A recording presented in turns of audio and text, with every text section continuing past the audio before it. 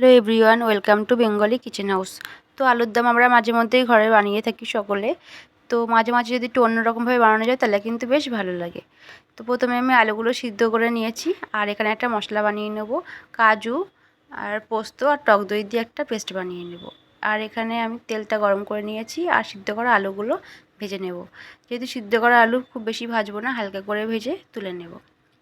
তো এই যে আলুগুলো আমার ভাজা হয়ে গেছে, এরপর আমি আলুগুলো তুলে নেব। তো এরপর ওই তেলের মধ্যে আমি জিরে আর গোটা গরম মশলা ফোড়ন দিয়ে দিলাম। দেওয়ার পর আমি দিয়ে দিচ্ছি আদা বাটা আর কাঁচা লঙ্কা বাটা। এরপর আমি জিরের গুঁড়ো, ধনিয়া গুঁড়ো, লবণ দিয়ে অল্প পরিমাণে জল দিয়ে মশলাটা একটু কষিয়ে নেব। আর এরপর আমি যে পেস্টটা বানিয়ে রেখেছিলাম পোস্ত, কাজু আর টক দইয়ের, সেই পেস্টটা দিয়ে দিলাম। আর এটা দেওয়ার পরে কিন্তু আমি গ্যাসটা অফ করে দিয়েছিলাম। দেওয়ার পরে আমি একটু ভালোভাবে মিশিয়ে নিয়ে মিক্স করে নিয়ে আমি মধ্যে আবারও গ্যাসটা অন করে মশলাটা একটু কষিয়ে নিয়েছিলাম। আর তারপরে এই আলুগুলো দিয়ে দিলাম। ভেজে রাখা আলুগুলো দিয়ে একটু কষিয়ে জল দিয়ে দিয়েছি। তো এখানে ঢাকনা দিয়ে দিয়েছি।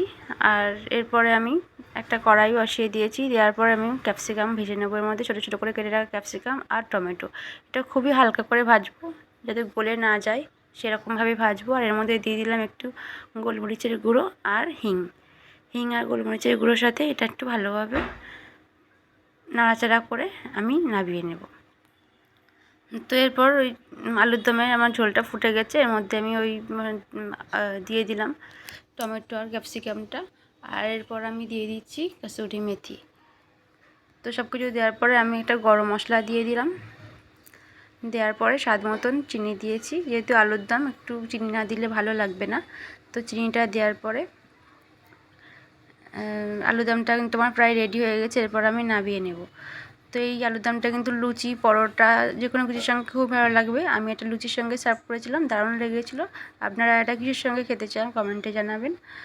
আর যদি ভিডিওটা ভালো লেগে থাকে তাহলে প্লিজ এটা লাইক করে দেবেন আর চ্যানেলটাকে সাবস্ক্রাইব করে দেবেন।